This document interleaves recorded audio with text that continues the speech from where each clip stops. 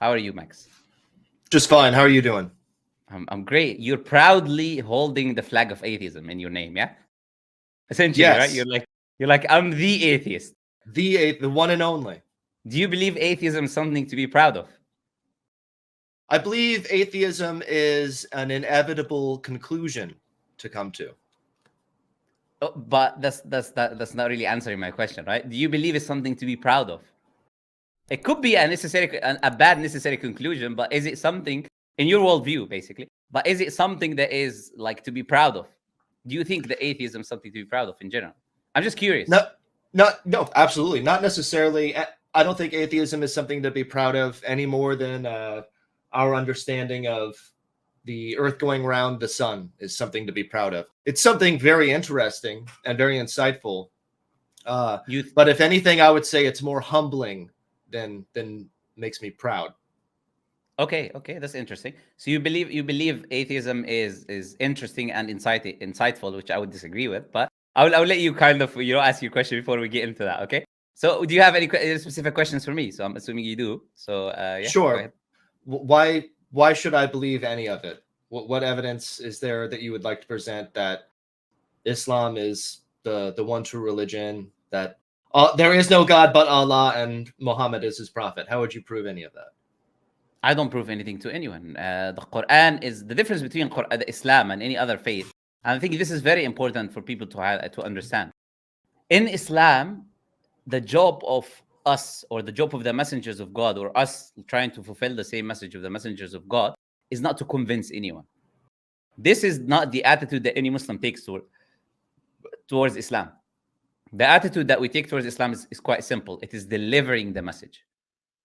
Allah says in the Quran, وَمَا عَلَى الرَّسُولِ إِلَّا الْبَلَاغُ الْمُبِينُ. It's only upon the messenger to give a clear demonstration and delivery of the message.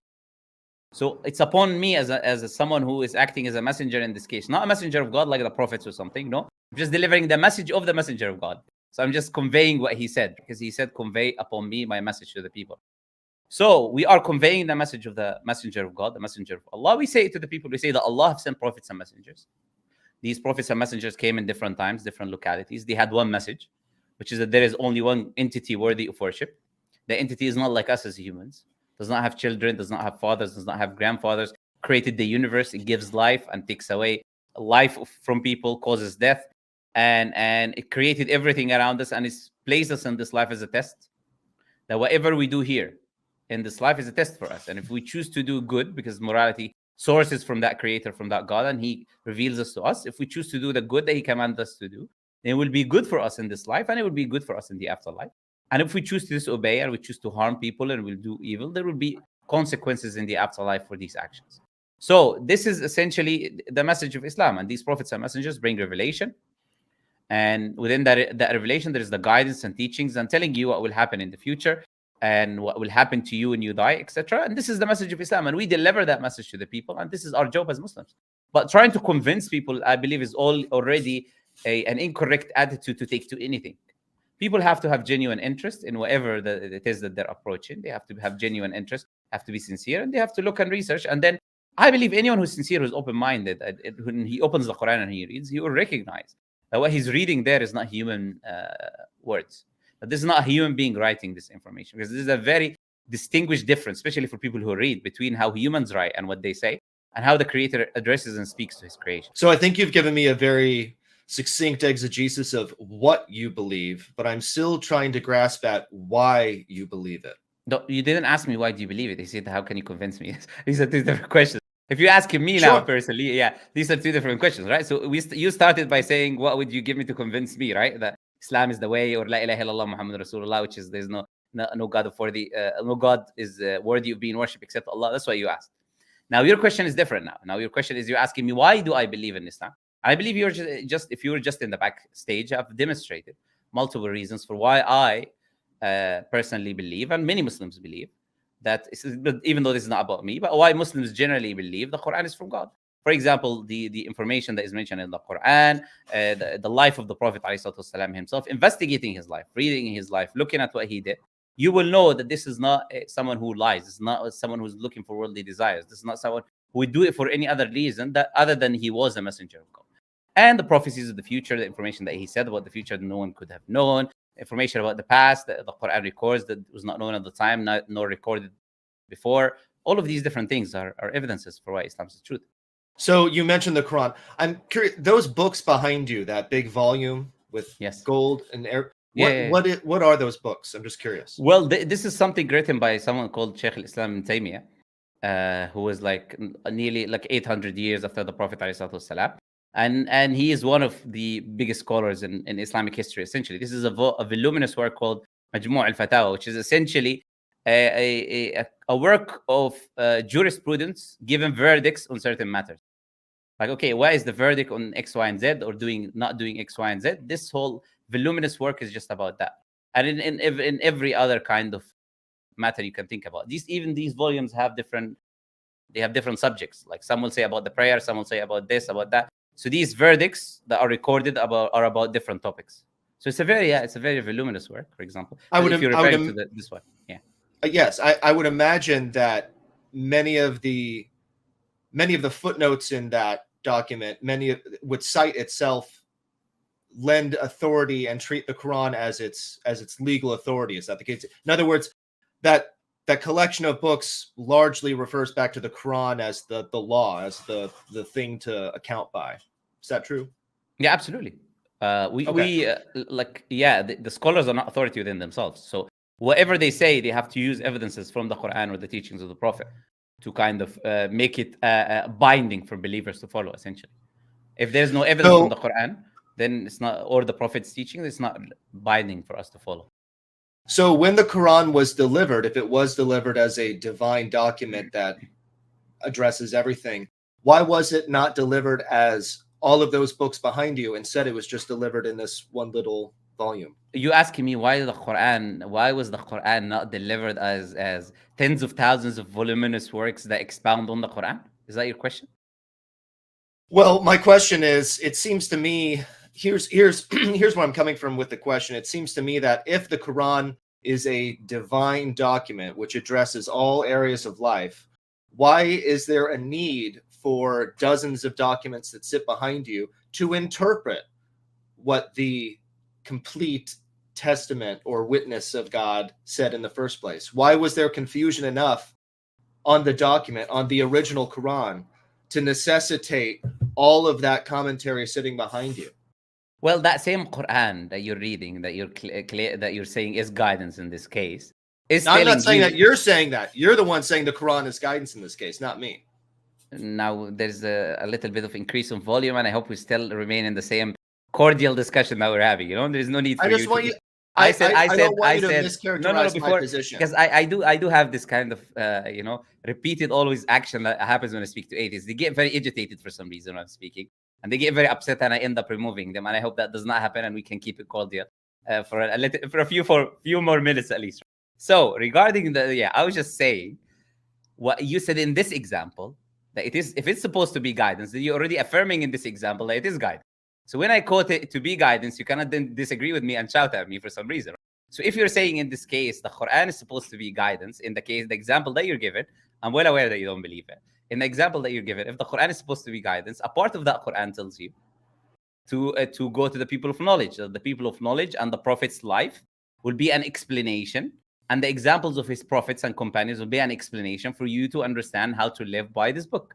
So a part of the Quran directs you to those people of knowledge, because it's also directing you by guidance that that not everyone has the same level of understanding. Someone might take the Quran and understand it very well. Someone might understand it less. That will need someone to help him, give him a little bit of expounding, teach him a little bit. That doesn't mean it's confusing. Expounding upon something which is wise does not necessitate that the statement that was made was confusing or incorrect. The Hadith, for instance. Yeah, the Hadith or anything. The Prophet is the example, as the Quran says for us. For example, Allah says, لَقَدْ كَانَ لَكُمْ فِي رَسُولِ اللَّهِ أُسْوَةٌ حَسَنَةٌ. You had in the Prophet of Allah a great example for whoever wishes the last day.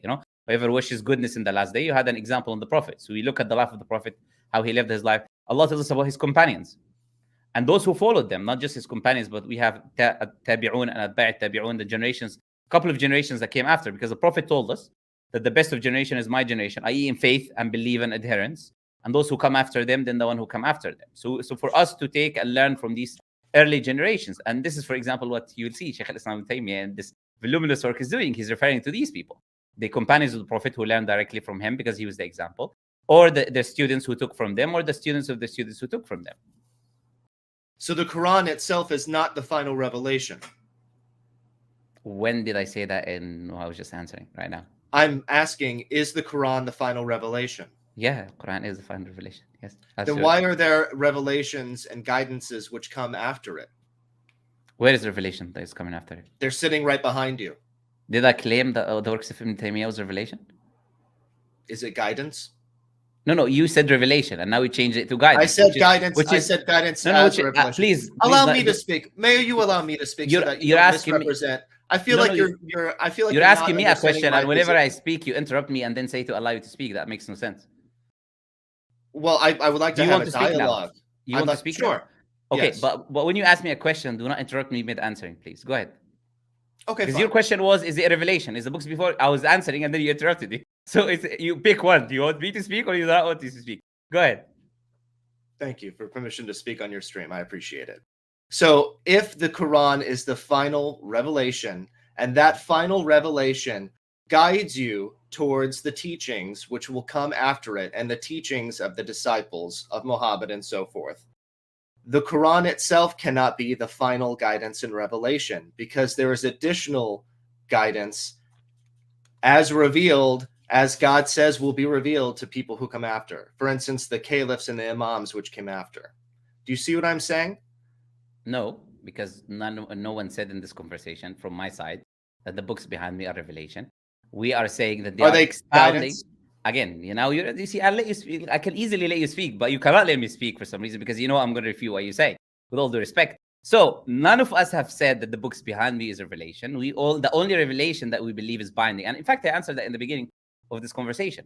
I said any scholarly work is not binding. And you were supposed to be listening to me. I hope you were. When I was describing that, I was clarifying clearly that whatever in this book, unless it's backed up by the Quran or Hadith, is not binding for me as a Muslim. So there is a lot of things that can be written here in this voluminous work that I can easily reject. I can say, okay, there's the opinion of a scholar at a specific point of time, but I do not need to accept, because that's not a revelation coming from God that is expounding on the revelation, just explaining to me the revelation. But somehow either you're conflating explanation of revelation as revelation, which is obviously no one makes that point ever in history, but it's a new point, so it's good to listen to new points of view. Go ahead. Yeah. So the expounding or the explanation that you just said that are in those books, that you could choose whether or not to accept or reject. Did I characterize that correctly? No. Oh, you didn't say that? Okay. No. I said... You say it again. Oh, no problem. I'll say it again. I'll say it slowly. The books behind me is a work of a scholar. Scholarly work by itself is not binding. What is binding is the Quran and Hadith. So if a scholar gives evidence from Quran and Hadith, I follow it because it's Quran and Hadith, not because it's a scholarly statement. He's just explaining that scholarly statement or expounding upon that scholarly statement, the meaning of the scholarly statement, the meaning of that revelation. He's not introducing new revelation or new meaning or an opposite meaning to what the text already says. Are you ultimately relying on your own interpretation of the Quran when deciding whether or not to abide by the teachings from those scholars? No, I don't rely I don't base my life on my own interpretation of the Quran. We believe that is what misguided the previous civilization. I base everything on the Quran and Hadith and the life of the Prophet, how he understood the Quran, how he applied the Quran, and his companions, how they understood the Quran, how they applied the Quran, and their students, and the scholars who expound the meaning of the Quran, that the Quran itself tells me to learn from them. Are there scholars of the Quran whose interpretations and explanations of the Quran you personally disagree with? Absolutely, yeah. 100% no doubt about that, yeah. There is many, absolutely. But it's not I personally disagree with. It's not that I personally disagree with. It's that they do not have sufficient evidence to back up their point. So the reason I would disagree with them or reject their positions is because it's not backed up by evidence, while another position opposite to them will be backed up by evidence. So it's not about my personal preference. It's about what the text shows me to follow and not to follow. Which text? The Quran and Hadith. Do both? Okay, so scholars in the group that you agree with and scholars in the group that you disagree with on various points, do they both not use the Quran as their same base source text? Not necessarily, no. For example, I'll give you a very basic example. There are schools of thought in jurisprudence. For example, there's a school of thought, and in a called the Hanafi, for example, and they have a position on marriage. When you conduct the marriage ceremony, is there a necessity for us to have two witnesses during the marriage ceremony? And the position of the Hanafi, for example, is no, you don't need two witnesses.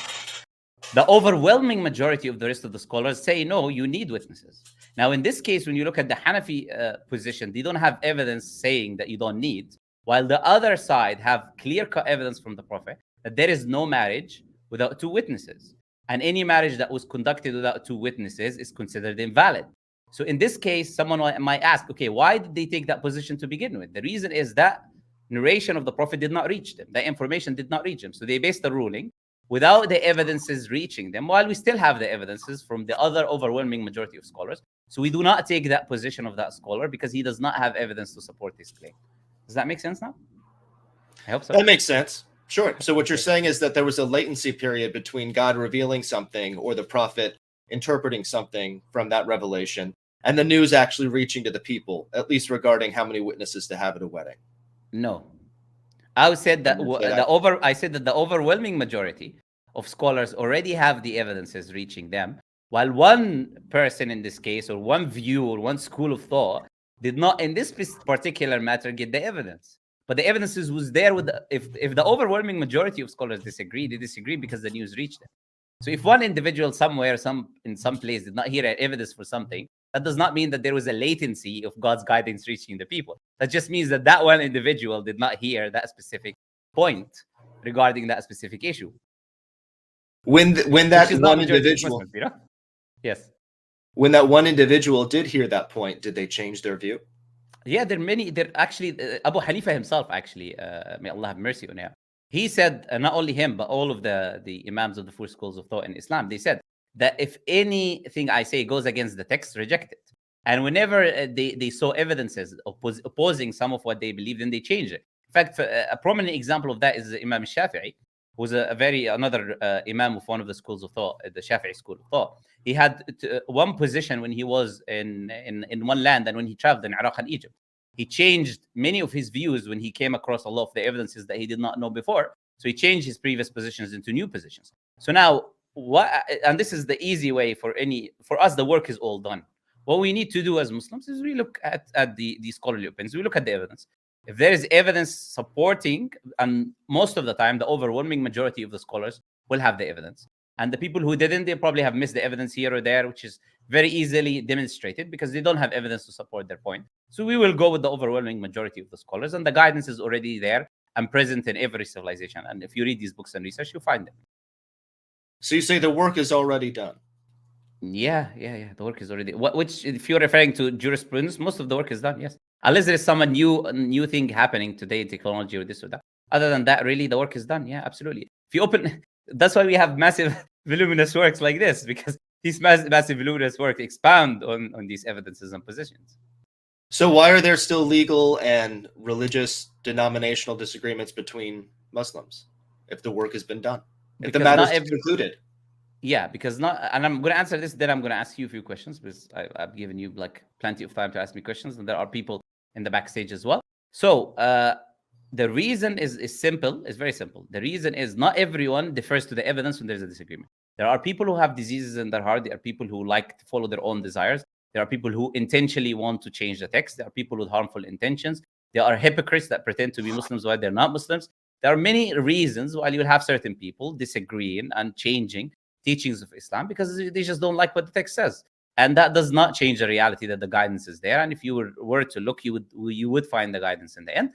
And that the Quran itself teaches you. If you disagree over anything, you have to return it to the text.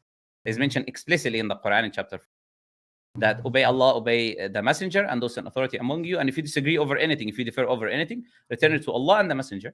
So Allah tells us what to do, and not everyone follows the instructions given in the Quran. Now, my question to you now, which is to see how you're living your life now. So how do you decide anything to be good or bad, or what to do or what not to do in your life? Because you're asking me how I decide and what I do. How do you do it? I don't believe in good and bad. I believe in cause and effect. Okay, so you are saying if I bring my baby a breakfast and put it in the oven and chop it to pieces and eat it in my morning goodly breakfast, that's not wrong, right? It's illegal. No. So you're saying if it was legal in a country, it's okay. I can do it. If it's legal and there's no consequences and you do it, and if you do that, I can tell you how you're doing that what that would cause me to do, which would try to arrest you and incarcerate you. Well, you don't have legal authority in that land because it's not illegal in that country. I understand that. I would still come and try to do that. How would you arrest me when there is no law in that country? Well, countries invade. But irrelevant of what you're going to do, which is a subjective opinion, the action itself is not wrong. If there is no right and wrong, no. But the consequence of that action would be that people, I think the majority of people, would come and find you and punish you. And I would agree with them in that action. Yeah, I can be in that example. I either got a huge army who's going to protect me, or I got influences and no one can touch me, so I can do it. So in that case, our point is about right or wrong. You keep talking about the consequence, which is not related. We're talking about the action itself, the doing of the action, regardless of the consequences. Is it right or wrong? And you're saying you cannot say it's wrong. For example, having intercourse with your own mother, for you, that's not wrong, isn't it? It's repulsive to me personally. Why? Because it is. It's a priori repulsive to me. That doesn't address whether it's ethical or moral or not. I'm just saying it's gross, and I wouldn't do that personally. Just like you probably wouldn't have, because for the same reasons that I'm guessing you wouldn't want to have sexual intercourse with a member of the same sex or a dog or something, because it's gross. I understand that you have a reason you believe that's wrong, and I understand that. What I'm saying is, I don't believe in the right and wrong. I'm just saying I wouldn't do that because it's gross. I am personally repugnated by it. Not because it's wrong, but because it is gross to me. So you're socially conditioned to believe you shouldn't have intercourse with your mother. But if you were socially conditioned to believe it was not gross, you probably do it. I mean, I love my mother, but she's not exactly my type either. So if I was socially conditioned to where that was more acceptable, based on the cause and effect, your worldview. Are you going to let me answer? I said if I was socially conditioned to where that was more acceptable, I still probably wouldn't do that, because that's just not my type. Love you, Mom. Oh, okay. So if your mom was your type, you would do it. And if it was socially acceptable, yes. I mean, if all things being equal, it's a much stronger possibility. It would certainly eliminate the obstacles and barriers psychologically, sociologically. I mean, we're asking a hypothetical, but as far as primate behavior is concerned, I suppose it's not too, down a rabbit hole. But it's sure. You're asking me whether it's right or wrong. I mean, let's talk about the genetic I didn't ask possibilities. Right, it could be that that kind of coupling between a kin so closely related here, I'm trying to keep it clean for YouTube, would probably not have a genetically viable offspring. So there is an evolutionary reason why I am repugnant. Yeah, you're not going to have children. You can use contraceptions. Okay, well, I'm saying there is an evolutionary reason, which was the overwhelming majority of human history where there was no contraception. I'm saying that because of that, but we're living today. There's an understanding of why. I understand. You're asking, well, maybe you're not asking, but I'm telling you, part of why we find that repugnant and gross and disgusting. And it's because genetically, that's not a very viable thing to do.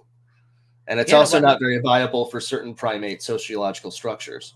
Yeah, no one is saying have kids. All we're saying is that you're going to do the intercourse to please your worldly desires of being a human, of being a man in this case, and you'd find that relative in this case, quote unquote, attractive, putting in your own words, or your type, using your own terminology. You would do it essentially, which you just said. Sure. So, and this is now, and I'm going to finish with this. I think this is enough for us as a demonstration of the atheistic worldview. And this is why I asked in the beginning of this discourse and discussion: do you think atheism is a positive thing, or is something to be proud of? And the reason I asked that question is this: essentially, is that the atheistic worldview if it would really, and I would appreciate at least you're being honest, a lot of atheists are not. So if it was actually applied in reality and it was taken to its necessary conclusions, it would lead to nihilism, which you don't have a right or wrong, you don't have objective morality, you don't have right or wrong. So it's all cause and effect. Correct. And it will lead that me literally killing someone, hypothetically in this case, would be rearranging atoms. It would not really be wrong for me to eat my baby at breakfast and cook it and clean and you know wash it in the sink or something. That would be okay. There's no problem. And that is why atheism is the most dangerous ideology that can ever exist if it were adopted by human beings or taken to its logical conclusions. And that's why always throughout history, the most vicious people in killing and murdering human beings, like Mao in China and his likes, and Stalin and those people, were atheists, because their necessary conclusion of their worldview is that there was no right or wrong. So it doesn't matter that what I'm doing is not wrong, essentially. It's just is just the rearranging of atoms. So I think people should be very worried. And this is a very great testament, people watching, to be very worried if their children want to become atheists or moving into atheism, or if atheism is ever taken a strong authority within a community, because it will end up leading us to this path of extremism in every way, shape, or form if people take it to its logical conclusions. Anyways, we had a nice chat, at least not the end, but maybe the beginning part. And I will let you go now because there are like full backstage as well, and I really need to end soon. There are so many people there. Okay, so okay, let you go, Max. I really commend you for having this for an invitation for open discussion. Lopsided though it may be, it's your stream, but it's valuable, and I really appreciate you doing that. Thank you for having me. No problem. As Muslims, we allow intercourse always. Absolutely. We don't have any issues with. Yes. Muslims invented algebra. I mean, when intercourse happens, it's good, and that's why we need to have more of it. I commend you as being part of that tradition. Thank you. No problem. Bye. Thank you.